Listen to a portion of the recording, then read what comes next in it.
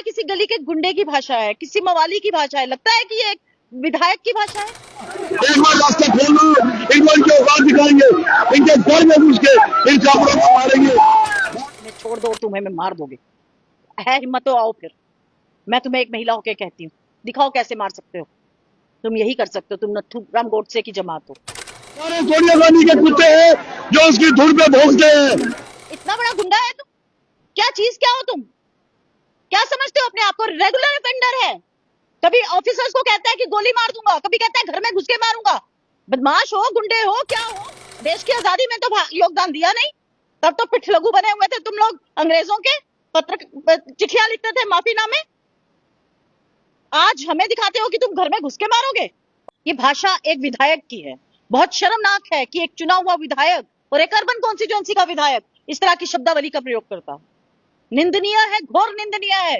ये लगता है किसी गली के गुंडे की भाषा है, किसी मवाली की भाषा है, लगता है कि ये एक विधायक की भाषा है।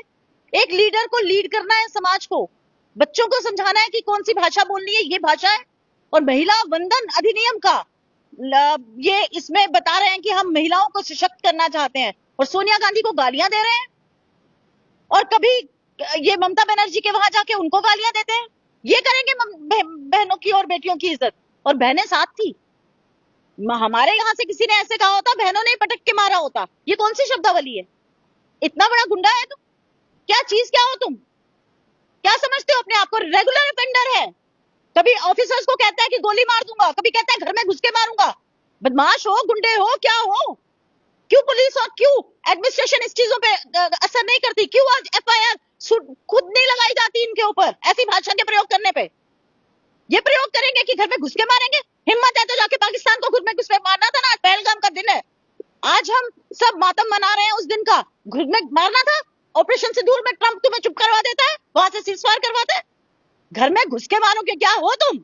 देश की आजादी में तो योगदान दिया नहीं, तब तो पिठलगू बने हुए थे तुम लोग अंग्रेजों के, पत्र चिट्ठियां लिखते थे माफीनामे। आज हमें दिखाते हो कि तुम घर में घुस के मारोगे। और सोनिया जी के लिए, एक ऐसी नेत्री जिसने पूरा जीवन अपना इस देश के लिए दे दिया, जिसने अपने पति को खो दिया, जिसने अपनी सास को खो दिया, बलिदान दे दिया, उस परिवार को तुम कहते हो कि कैसे शब्दों का इस्तेमाल करते हो? हमारे मुख से कभी आपने अपनी महिला नेत्रियों के लिए शब्द सुने हैं? और तुम महिलाओं की वकालत करते हो। हरदीप पुरी को बुलाते हो इधर प्रेस कॉन्फ्रेंस करने के लिए। वो हरदीप पुरी जिसकी एप्स्टीन फाइल्स जैसी फाइल्स में 60 बार नाम है, जिसमें बच्चियों के शोषण के इल्जाम लगे हैं, उसको आप कैबिनेट से निकालने की बजाय वो आपके यहाँ की एडवोकेसी करता है महिला अधिनियम बिल की। और आप क्या पागल बनाते हो? ये महिलाओं का बिल था जो गिरा, ये महिला रिजर्वेशन का बिल था जो गिरा, ये बिल गिरा आपकी डिलिमिटेशन का, ये बिल गिरा जो बीजेपी को संरक्षण देना चाहता था। महिलाओं का बिल तो 2023 में पारित हो गया है, प्रेसिडेंट की उस पर स्टैंप लग चुकी है। 16 अप्रैल को आप उसकी नोटिफिकेशन निकालते हैं, 3 साल बाद। आपकी मंशाएं गंदी हैं, आपकी मंशाएं नहीं है महिलाओं को सशक्त करने की। आपकी करनी और कथनी में अंतर है। मोदी जी से सवाल पूछिए ना, क्यों नहीं निकाली गई थी नोटिफिकेशन, क्यों नहीं नोटिफाई किया गया था अभी तक? और हमसे कहते हैं कि हम महिलाओं के खिलाफ है। हमने, जिसने पहली प्रधानमंत्री थी, बहुत सारी चीफ मिनिस्टर्स मुख्यमंत्री थी, जिसने आपके एक स्पीकर महिला थी, जिसने प्रेसिडेंट ऑफ इंडिया पहली महिला थी। आप हमें सिखाते हैं कि महिला सशक्तिकरण क्या होता है। क्या ये महिला सशक्तिकरण है कि महिलाएं हरदीप पुरी के पीछे खड़े होकर महिलाओं के सशक्तिकरण की बात करें और हरदीप पुरी को एक रेड कारपेट वेलकम दे? मैं आज जम्मू की जनता से पूछना चाहती हूँ कि आप जानते हैं हरदीप पुरी कौन है? हरदीप पुरी वो है जिसका एप्स्टीन फाइल्स में नाम है। और एप्स्टीन फाइल्स क्या है? जेफरी एप्स्टीन कौन था? जो छोटी छोटी 3-3 साल की बच्चियों के साथ दुष्व्यवहार, दुष्कर्म करने में जिसने क्या किया, मैं नाम भी नहीं ले सकती, इतने गंभीर आरोप। और उसकी फाइल्स में हरदीप पुरी के नाम आना 60 से ज्यादा बार। और कब? जब उसने खुद ये मान लिया कि हाँ मैं गुनहगार हूं, उसके बाद ये मिलते रहे। किस कैपेसिटी में? और इससे आज भी, और तब भी इसे कैबिनेट मंत्री बनाया गया, जबकि मुझे लगता है कि बिना किसी के, ना इसको नियुक्त, ना ये इलेक्ट हुए थे, ये उसको इनाम मिला था प्रधानमंत्री द्वारा। आज वो प्रेस कॉन्फ्रेंस करता और पीछे भाजपा की नेत्रियां खड़ी रहती हैं।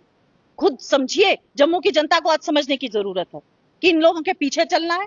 ऐसे नेताओं की जिनकी इतनी गंदी भाषा है, ऐसी वैश्यली मानसिकता, ऐसी वैश्यली भाषा, क्या सिर्फ जो बीजेपी की नेत्रियां हैं या बीजेपी की नेता है आप उन्हीं का मान सम्मान करेंगी? क्या अपनी बच्चियों को घर में बैठी हुई उन्हीं को सिखाएंगी कि आप इनका मान सम्मान करिए? क्या आपके बच्चे ऐसी भाषा का प्रयोग करेंगे कल को? क्या समाज को संदेश देना चाहते हैं? ऐसे जो बीजेपी के गुंडे, इनको विधायक कहलाने का भी हक नहीं है। मुझे लगता है इनकी विधायक से इनका इस्तीफा मांगा जाना चाहिए और खुद इसे सस्पेंड कर देना चाहिए एज ए विधायक, ऐसी भाषा बोलने पर। लेकिन कौन करेगा? किसमें दम है? क्या आज एलजी साहब इस पे खुद नोटिस लेंगे? लिया जाएगा कि इस भाषा का प्रयोग किया गया समाज के अंदर? लेकिन नहीं।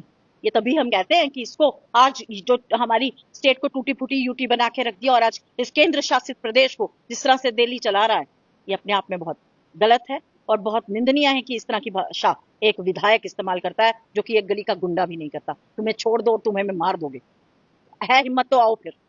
मैं तुम्हें एक महिला होकर कहती हूँ, दिखाओ कैसे मार सकते हो। तुम यही कर सकते हो। तुम नथुराम गोडसे की जमात हो जिसने गांधी को मारा। तुम सत्य पे चलने वाले लोग नहीं। धन्यवाद।